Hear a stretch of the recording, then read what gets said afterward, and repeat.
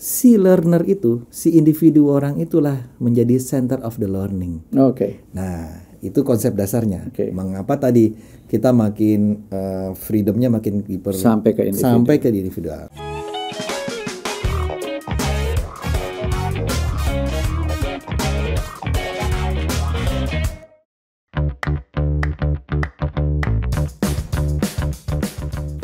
Learning partners. Menghadapi kompetisi bisnis yang semakin ketat yang di-trigger oleh triple disruption, tentu saja pemimpin perusahaan dipaksa untuk memutar otak bagaimana caranya menemukan strategi-strategi bisnis yang jitu untuk memenangkan kompetisi. Tetapi apapun bisnis kita, apapun strateginya, pada akhirnya yang akan menjalankan adalah SDM yang ada di perusahaan itu. Itulah sebabnya mengapa sistem pembelajaran yang ada di perusahaan perlu diperbaiki dari waktu ke waktu untuk mendukung apapun strategi yang disiapkan oleh manajemen dalam rangka memenangkan bisnis. Hari ini, Learning Partners akan saya ajak berdiskusi dengan seorang Chief Learning Officers dari Corporate University Bank Negara Indonesia, BNI 46, yang selalu berpikir bagaimana caranya memperbaiki sistem pembelajaran untuk membantu percepatan peningkatan kompetensi SDM dalam rangka mendukung strategi bisnis. Selamat datang Pak Alvin Yahya, apa kabar? Apa kabar? Alhamdulillah baik. Terima kasih sudah hadir di WLP. Alhamdulillah, terima kasih. Bapak ini orang yang sangat penting ini. Ya. Bisa aja, Pak Alvin, ya. Berapa karyawan sekarang ya BNI? Kalau kami total karyawan BNI sekitar 27.000 orang. 27.000. Dan di Korpu sendiri kami untuk mendukung itu kurang lebih ada 100 orang. 100 orang mendukung 27.000 orang. Ya. Industri perbankan yang begitu kompetitif, dihantam sana-sini oleh disrupsi. Strategi apa yang disiapkan oleh manajemen ke depan, Pak Alvin? Transformasinya BNI. Ya, jadi disadari bahwa perbankan pun seperti halnya industri lain, kita harus sudah siap dengan era digital. Suka tidak suka, kita harus ke arah sana. Tanpa harus menjadikan kita fully digital. Tapi setidaknya adalah digital mindset, digital capabilities, itu sudah harus dibangun di seluruh sumber daya yang ada di bank tersebut. Gimana caranya cuman 100 orang mensupport 27.000 orang? Apa yang dilakukan oleh Pak Alvin? Nah, ini menarik nih pertanyaannya Pak Alex.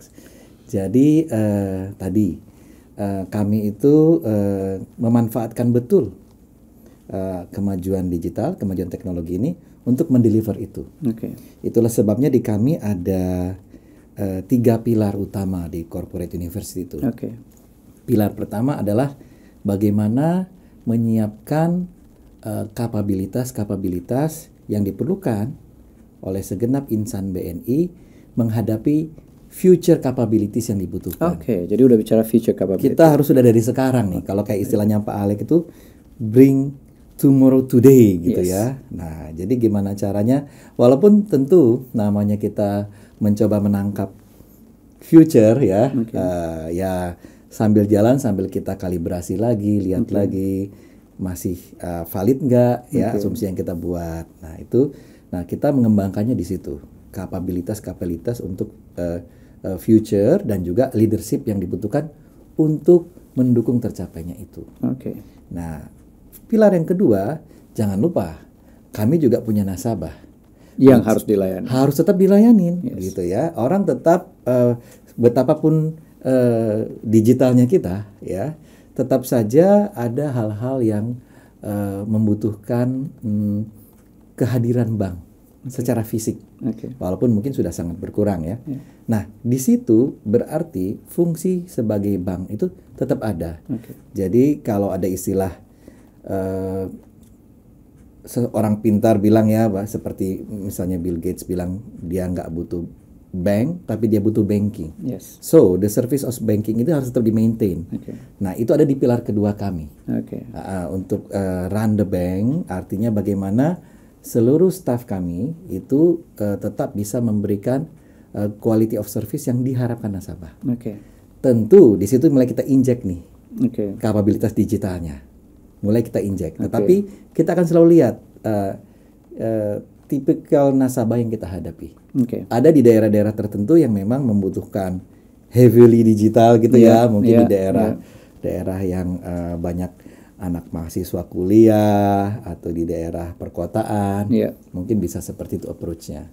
Tapi kalau yang mungkin masih juga menggunakan pola-pola tatap muka, dilayanin secara face to face gitu ya, ya itu juga kita siapkan. Oke, walaupun pelan-pelan di-educate juga. Pelan-pelan harus educate, tetapi memang tadi ya disadari spektrum nasabah nih lebar sekali. Iya, Betul, jadi betul. kita harus siap dengan Betul. semuanya gitu ya. Nggak semuanya itu bisa didorong ke digital banking, nggak Iya. semuanya. Iya. Nah ini tetap harus kita layanin. Nah pilar yang ketiga yang ini tadi relevan dengan pertanyaan Pak Alex, bagaimana mendeliver itu? Mendeliver program pembelajaran itu supaya efektif sampai kepada setiap pegawai yang jadi sasaran. Oke. Nah, kami punya satu organ di dalam Korpu itu yang dia bertugas mikirin nih atau menyiapkan strateginya nih gimana ya. Dan terlebih lagi pada waktu pandemi kemarin itu pilar yang ini nih benar-benar harus putar otak tuh Pak Alex. Oke. Iya, gimana caranya ini ya? Membuat experience learning itu Experience learning seperti apa? Tiba-tiba kan keluar aturan pemerintah bahwa kegiatan tatap muka, kegiatan kumpul-kumpul dikurangi. dibatasin. Iya. Nah, padahal kita udah bikin setahun tuh Iya. program pembelajarannya Iya. kan kita tadi dalam rangka menyiapkan kapabilitas pegawai kita baik untuk run the bank maupun tadi yang future capabilities udah dibikin tuh Pak Alex. Oke. Udah dibikin, bagus banget. Tiba-tiba, nah nggak boleh. Dan mesti Wah itu benar-benar kita stand still dan mikir gitu ya gimana. Nah disitulah kita harus segera switch dengan memanfaatkan teknologi yang ada.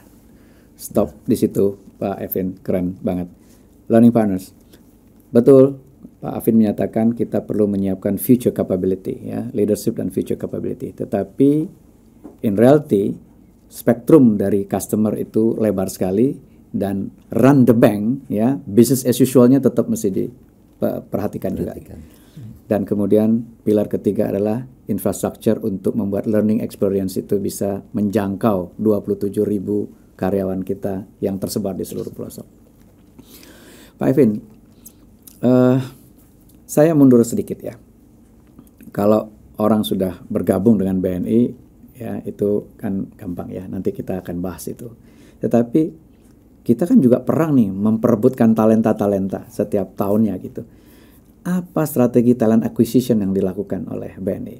Ya, ini pertanyaan sangat relevan saat ini. Ya, kita tahu ya. Berebut kan ya? Berebut. Apalagi kalau kita bicara talent yang punya basis digital atau data analytics. Ya, yang siap gitu. Untuk ke future tadi kan? Siap ke future tadi. Okay. Nah ini kan memang tantangannya di situ. Maka kami punya satu siklus namanya talent management. Oke. Nah, siklus tadi mulai dari talent acquisition. Jadi pada saat talent acquisition kita juga harus bisa menyampaikan namanya employee value proposition. Apa yang ditawarkan? Apa yang ditawarkan? Itu titik pertama dan itu yang war-nya di situ. Yeah, Kalau Pak Alex tanya itu war-nya di situ. Okay. Kan pilihan banyak nih. Apa yang ditawarkan? Value proposition yang ditawarkan. Kalau kami tawarkan adalah kami akan menjadikan Anda masuk ke institusi di mana kita sama-sama belajar, ya, sama-sama berkontribusi dan sama-sama berkembang untuk mendukung organisasi ini. Jadi engagementnya yang kita coba. Nah, jadi sejak awal memang sudah direkrut orang yang memang mau belajar, berkontribusi bersama-sama nih. Dan tumbuh bersama-sama. Okay. Nah, itu yang ajakannya ya. Seperti itu Pak Alex. Nah, setelah itu maka kita masuk kepada proses talent classification. Nah, di talent classification itulah tadi yang katakanlah kita punya hasil peneropongan kita ini, ada talenta-talenta yang bagus, dan kita sudah offer mereka dengan value proposition tadi kan, pasti dia nagih nih. Betul. Waktu tadi di awal kan promise. Nah, untuk itu maka kita menggolongkannya ke dalam talent classification. Oke. Dilihat kompetensinya, kemudian kinerja dia, dari pantauan supervisornya kan kelihatan nih. Oke. Nah, dari talent classification itu kita membaginya terhadap mereka-mereka yang kita anggap sebagai top talent, super talent gitu ya. Banyak istilah yang dipakai untuk itu. Dan itu yang menjadi perhatian kita. Oke. Kami di Korpu juga memperhatikan mereka ini. Kemudian ada talent yang berikutnya yang kalau nggak salah dikasih brand ya itu ya. iya, talentnya ya. dikasih brand. Nah, itu namanya kalau kita Club 46, Club 46. Oke, Club 46. Jadi orang yang masuk ke Club 46 adalah the premium talentnya. Premium talent, super talent gitu ya. Nah, itu yang kenapa namanya 46 ya, sudah itu jargonnya BNI ya. BNI 46. BNI 46. Oke, jumlahnya jadi sih nggak persis 46 sih. Oke, Iya, itu brandnya saja. brandnya gitu. Nah, dari mereka-mereka ini maka kita masuk ke tahap berikutnya adalah di talent development-nya. Dan Bapak semakin berperan di situ. Itulah peran yang kuat dari Korpu di situ. Ya. Bagaimana kita menyiapkan programnya, bagaimana journey itu kita coba sepanjang journey, along the journey itu ada tahapan-tahapan di mana kita intervensi, kita injeksi gitu loh kapabilitas tersebut. Pak Afin, saya highlight dulu sedikit learning partners. Pak Afin menyatakan orang sih banyak ya, tetapi mencari orang yang di luar sana, yang premium, yang sesuai dengan kebutuhan kita untuk membantu bank menuju future capability itu berebut. Karena itu perlu ada value proposition yang unik yang ditawarkan. Dan tadi BNI menawarkan value proposition, gabung dengan kami, berarti Anda masuk ke tempat di mana kesempatan untuk belajar, berkontribusi, dan tumbuh bersama-sama. Itu value yang ditawarkan kepada talent. Dan setelah bergabung, kemudian lakukan talent classification ya terhadap kinerja dan kompetensi, dan kemudian bahkan premium talent itu di branding namanya Club 46, Club 46 ya. Dan kemudian Club 46 ini mendapat perhatian khusus untuk pengembangannya dan lain-lain. Peran dari Korpu di development. Apakah ada anggaran khusus untuk learning bagi pegawai di BNI, Pak Afin? Ya. Jadi untuk alokasi anggaran itu memang kita mengikuti ketentuan yang berlaku. Ada peraturan Bank Indonesia dan PUJK-nya juga ya. Nah, jadi dari total anggaran OPEX kita ada proporsi yang harus itu dialokasikan kepada kalau nggak salah 5% minimal dari minimal HR 5%, cost ya. minimal 5%. Walaupun dalam rangka pandemi ini ada sedikit relaxation dari OJK karena mungkin dipakai untuk kebutuhan survival dulu lah gitu ya. Nah, dari alokasi itulah nanti kami membangunnya. Ada berbagai program. Ada yang program-program yang sifatnya memang secara sentralisasi kami kelola. Nah, itu biasanya yang sifatnya sertifikasi itu. Sertifikasi ya itu memang biar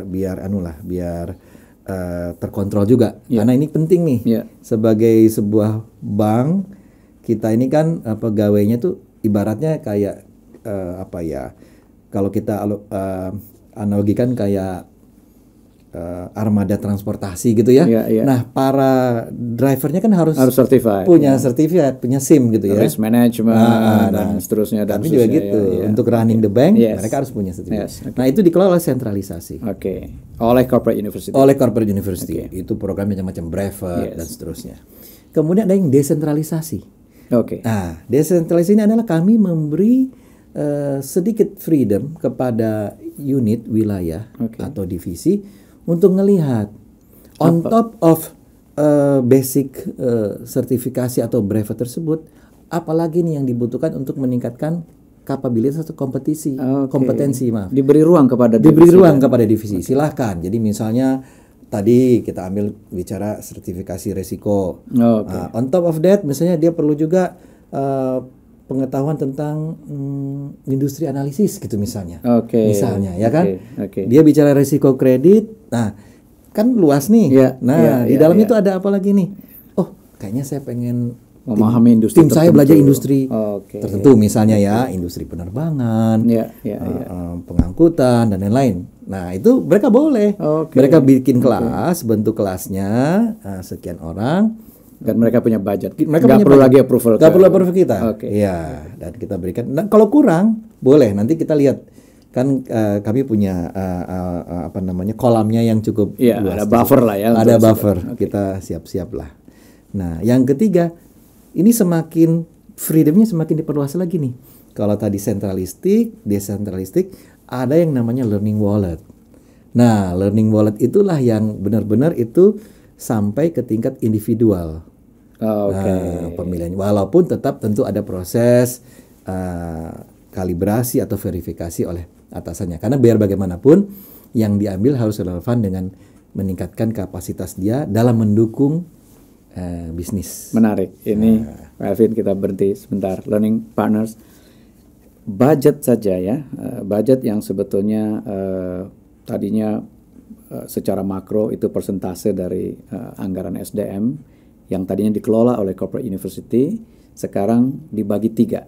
Ada yang memang centralized, dipertahankan untuk hal-hal yang memang sifatnya bank wide dibutuhkan begitu. Kemudian ada yang didesentralisasi ke divisi-divisi atau unit dan mereka akan menyesuaikan dengan kebutuhan mereka. Dan terakhir ada di individu, level karyawan. Saya pernah bicara tentang learning wallet di sebuah episode WLP dan hari ini akan kita kulik dari Pak Afin bagaimana sih karyawan yang tersebar begitu luas diberi keleluasaan budget untuk belajar yang disebut learning wallet. Nah, learning partner di luar sana ingin tahu bagaimana proses mulai dari menentukan kuota dari learning wallet untuk seorang karyawan itu bagaimana, kemudian bagaimana menggunakannya, bagaimana klaim dan lain-lain. Mungkin Pak Afin bisa cerita sedikit biar teman-teman di luar sana bisa dapat gambaran tuh. Boleh, saya cerita sedikit. Jadi saya balik sedikit ya. Jadi kenapa muncul ide learning wallet ini?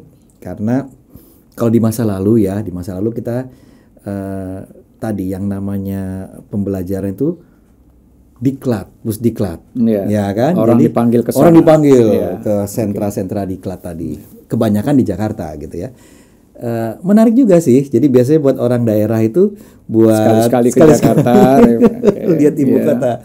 Pengen juga lihat Monas kayak apa sih Monas itu gitu ya. Jadi biasanya dulu kita kalau habis hari terakhir pembelajaran ada touring lihat Monas dan seterusnya ke Ancol gitu ya. Nah, tapi sekarang kita dorong menjadi bahwa si learner itu, si individu orang itulah menjadi center of the learning. Nah, itu konsep dasarnya. Mengapa tadi kita makin freedomnya makin sampai ke individual. Kalau tadi learning centernya learning center beneran.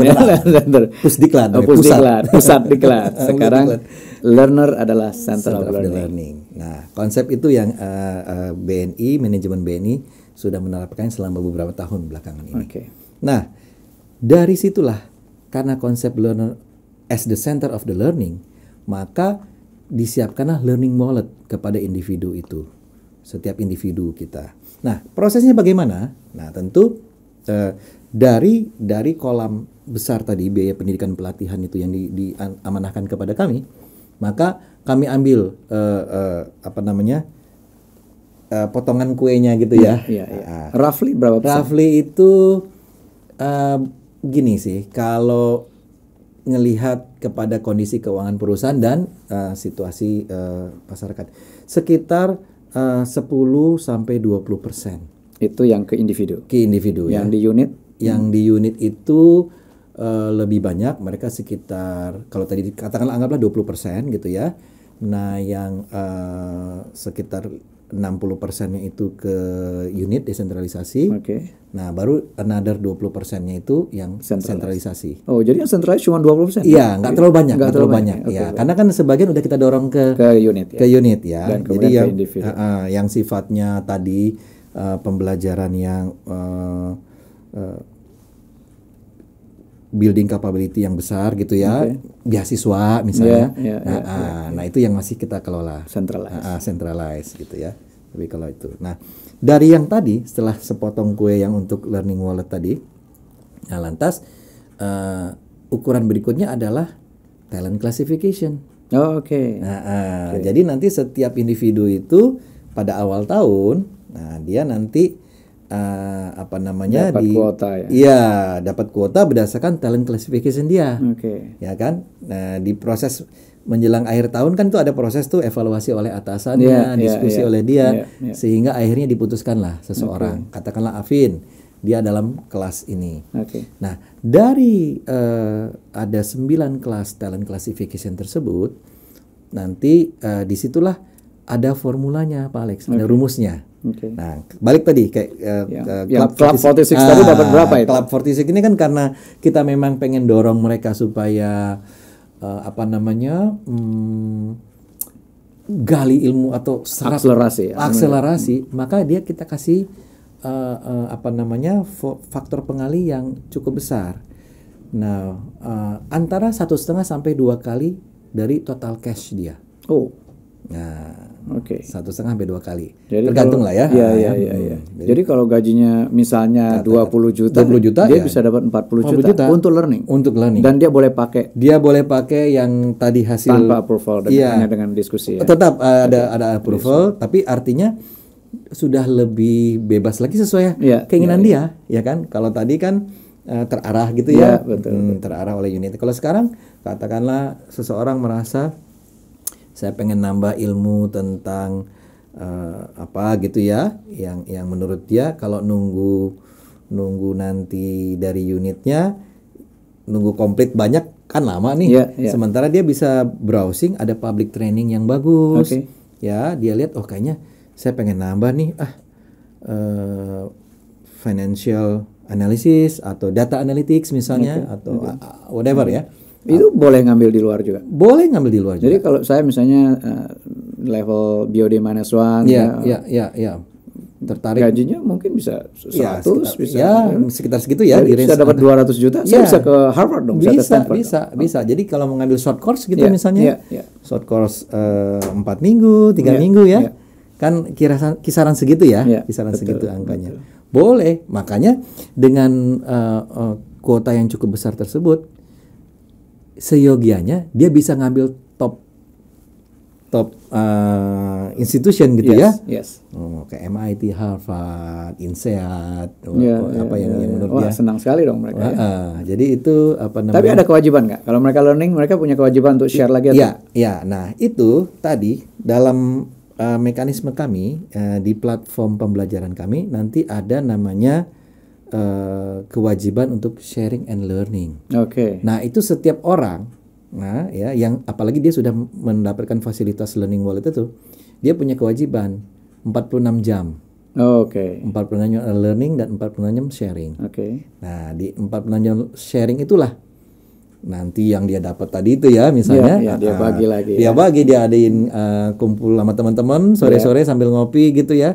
Nunggu hujan berhenti gitu ya.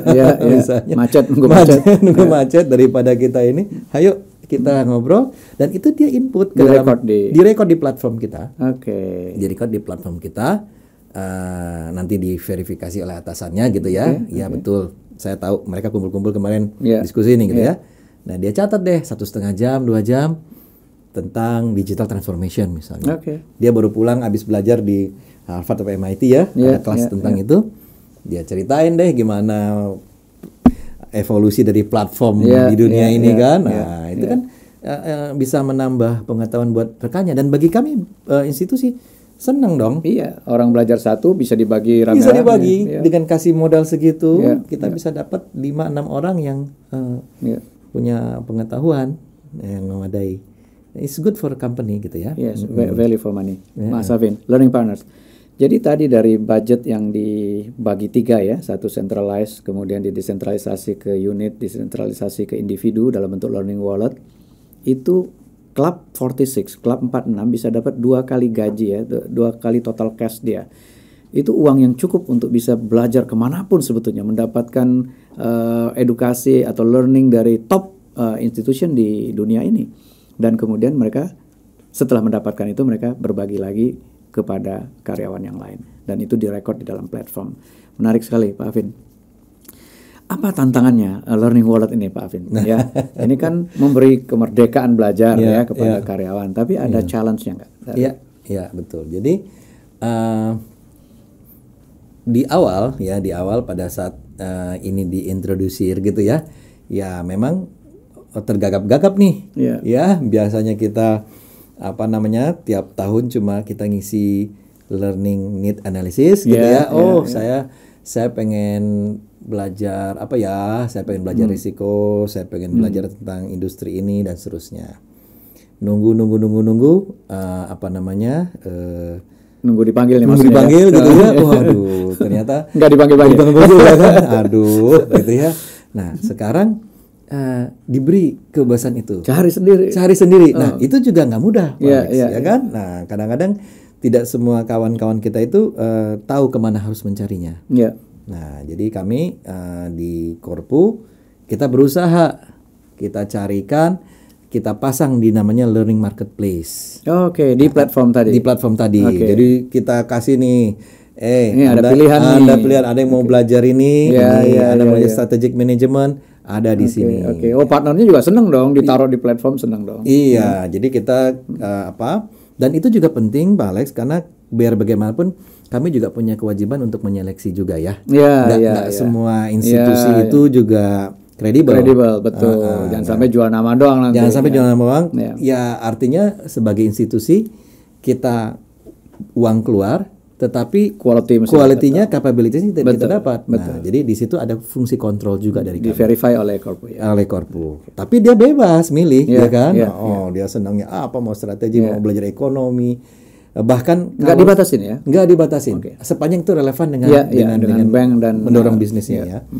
Nah, even mungkin kalau olahraga yang relevan untuk marketing gitu ya. Oke. Ya, misalnya Networking. iya, networking segala macam, selling skill. Iya, iya. Dia mau manggil jago apa speaker, jago communication. Iya. Itu bisa ya. Bisa. Berarti bisa urunan juga dong. Pakai Bisa. Learning Wallet bisa urunan terus panggil siapa gitu. Panggil siapa gitu ya. Kan kita misalnya satu tim nih, tim marketing nih. Iya, iya. Kayaknya kalau jualan kita suka grogi deh gitu. Gimana sih nyiapin presentasi yang atau bagaimana kita mendeliver message ke si sasaran kita tanpa merasa kayak, kan kadang-kadang nasabah juga nggak semuanya senang dibombardir dengan itu ya. Kan kadang-kadang kan kita harus ada tekniknya tuh untuk memancing apa sih yang jadi kebutuhan dia.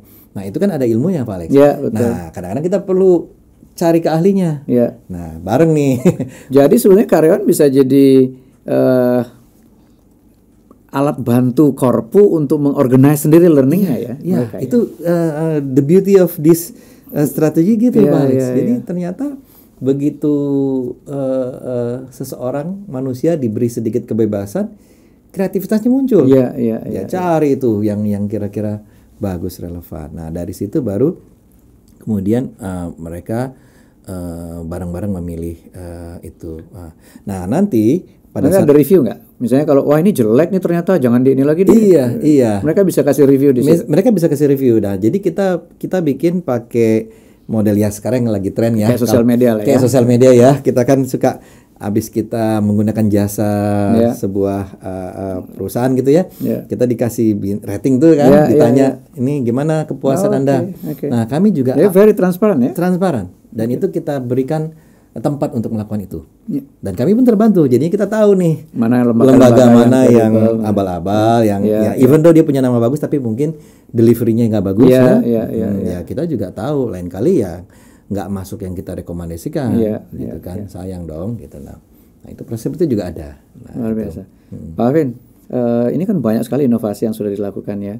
Ada pengakuan-pengakuan yang diperoleh nggak dari lembaga independen terkait dengan corporate university? Iya. Nah, jadi alhamdulillah dengan berjalannya Korpu kami itu sudah ada 2 lembaga nih ya yang memberi apresiasi ke kita. Beberapa tahun yang lalu itu kita dapat dari namanya EFMD, European Foundation for Management Development. Nah, lembaga ini ngelihat bagaimana pengorganisasian BNI Korpu ini. Bagaimana proses menyusun atau sistematika materi-materi dan bagaimana delivery-nya. Nah, yang terbaru Pak Alex, yang kami dapat di tahun 2021 ini itu ada sebuah lembaga namanya Global Council of Corporate University. Itu yang di Prancis ya. Prancis, itu di Prancis. Itu seluruh dunia Pak Alex. Iya. Dan kalau kita lihat waktu itu kami lihat yang bertarung di situ nggak main-main. Ya. Ada dari Tata Institute dari India, Oke. ada Carrefour Institute dari Ya, Perancis, ya. Alstom tuh yang bikin Ya. kereta, engine Ya, sama ya. kereta listrik yang di Eropa tuh, bahkan di beberapa negara di Asia pakai Alstom, itu ikut. Dari Amerika juga ada Ford dan macam-macam, banyak sekali. Lalu BNI ikut di situ. Nah, Itu kami ada, kalau nggak salah ada kelas-kelasnya ya. Ada. BNI dapat apa itu? Nah, jadi kami ikut di kategori durability. Dan alhamdulillah kami dapat di gold. Jadi Gold yang terbaik. certificate. Itu Ya, the highest ya. the highest. Dan kita ya bukan sedikit sombong, tapi kita ngalahin Carrefour, ngalahin lumayan ya. Ada beberapa. Bahkan ada akademi di Amerika tuh ada beberapa akademi militer gitu ya. Mereka tuh kayak dibikin kayak korpu juga tuh Pak Alex ternyata. Oke. Nah, itu ikut bertarung juga tuh. Oke. Jadi kami dapat gold, kemudian yang silvernya itu yang dari Carrefour, dan yang ketiganya itu dari akademi militer di Amerika di satu tempat saya lupa namanya. Jadi itu. Jadi memang menurut kami ini lumayan challenging, dan untuk mendorong kami supaya semangat kompetisi dan kita perbaiki terus ya. Betul. Kita perbaiki terus, dan ukuran yang kami dapat adalah durability. Apa itu? Oke. Jadi yang dinilai oleh mereka, dan ini bagian dari strategi kami menghadapi pandemi. Oke. Ya, jadi kan waktu pandemi itu terjadi, kita ini kan kayak terhenyak gitu Pak Alex. Betul, nggak pernah ada yang siap menghadapi ini. Nggak siap banget. Kita bahkan ada 1 bulan tuh kayak ini, Kayak orang bingung ya, mau ngapain ini gitu. Iya, kan tadi di awal saya sempat cerita ke Pak Alex, kita udah bikin program.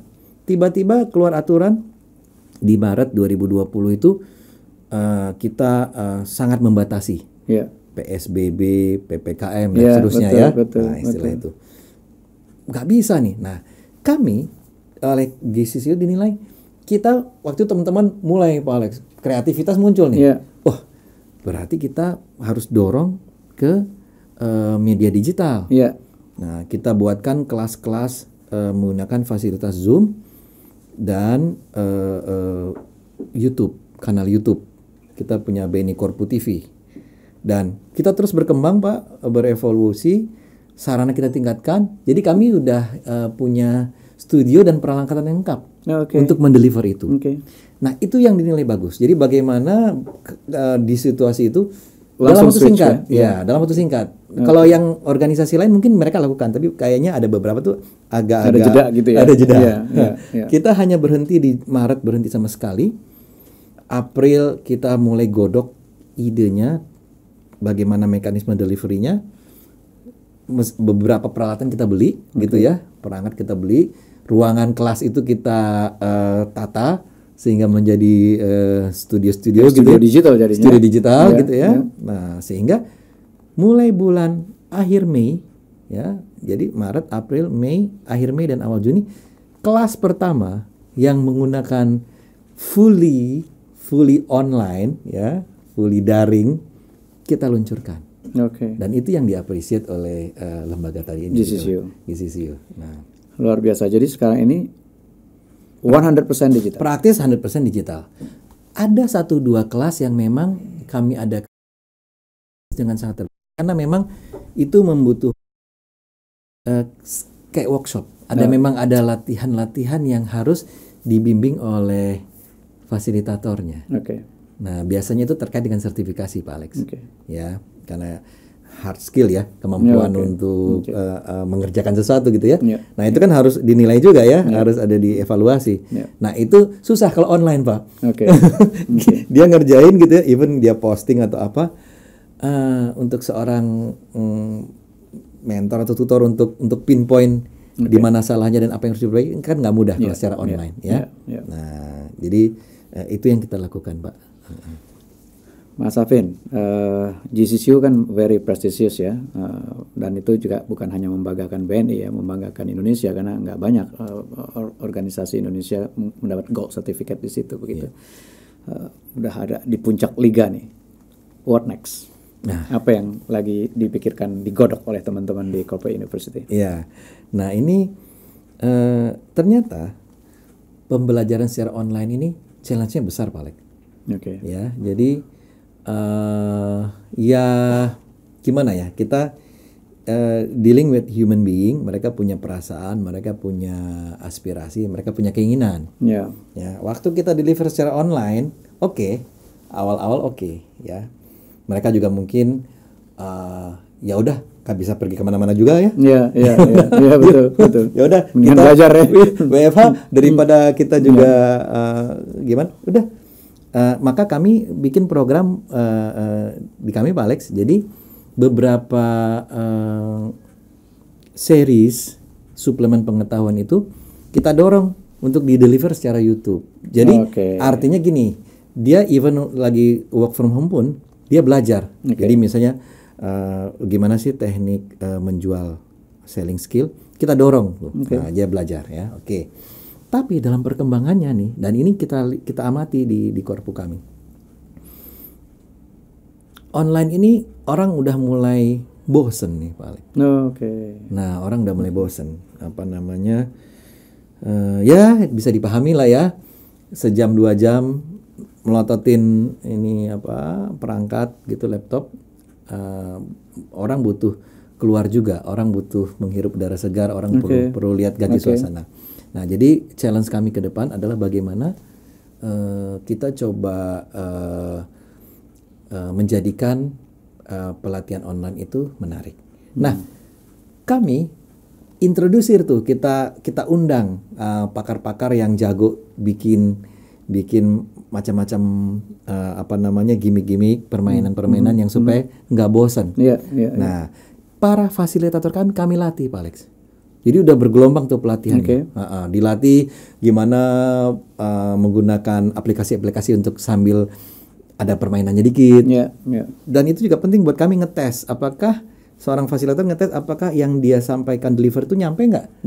Nah, itu kita ada permainan-permainan kita coba kita dan itu perlu dilatih untuk attract engagement ya. Attract engagement. Nah, karena tadi kalau nggak begitu orang cepet bosan, 20 menit aja udah mulai, jangan-jangan udah mulai off kamera gitu ya, atau dia curang, dia pasang foto yang nggak bergerak gitu ya. Jadi bagaimana secara kreatif membuat mereka tetap engage di dalam program gitu. Nah, itu yang kita lakukan sambil memang kita juga coba sih apabila situasi memang sudah mulai memungkinkan untuk tatap muka lebih banyak gitu ya, mungkin kita akan coba pola hybrid. Jadi dalam journey pelatihan itu ada yang di-deliver secara online, tapi mungkin nanti ada di-combine ada di 1-2 sesi terakhir ya kita potong, tapi nanti dilanjutkan misalnya ketemu di satu tempat dengan si fasilitatornya untuk mungkin memang harus benar-benar berbuat workshop gitu ya, biar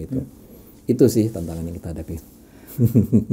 Mas Afin, teman-teman di luar sana pengelola Corporate University Learning Center mungkin pengen dapat summary ya, 3 tips yang menurut Mas Afin perlu diperhatikan oleh pengelola learning agar tetap relevan dalam menghadapi bisnis, bukan hanya hari ini tetapi the future capability yang juga harus dibangun. Kira-kira 3 hal yang paling penting kalau boleh di-share kepada learning partners. Ya, jadi yang pertama memang again and again ya, kalau kita bicara mendevelop human capital, harus dicocokkan pengembangannya ini dengan arah bisnis strategi. Ya, jadi memang kuncinya adalah kemampuan untuk menangkap future capabilities itu penting. Setiap organisasi, setiap industri, tergantung tadi ya industrinya kemana nih ya. Ini kan pemirsa kita kan dari mana-mana nih ya, dari berbagai industri jasa, industri keuangan, mereka harus bisnisnya mesti paham betul. Ya, dari paham itu baru dia nanti akan lihat future capability apa yang dibutuhkan, dan itulah yang menjadi tugas korpu untuk nyiapinnya. Nah, itu satu. Yang kedua, menurut kami sih tetap kalau bagi seorang top figures di perusahaan tersebut, top manajemennya, rakyat akan melihat, rakyat itu maksudnya pegawai-pegawai ya, karyawannya akan melihat apakah si top leader ini punya cukup perhatian untuk mengembangkan human capitalnya.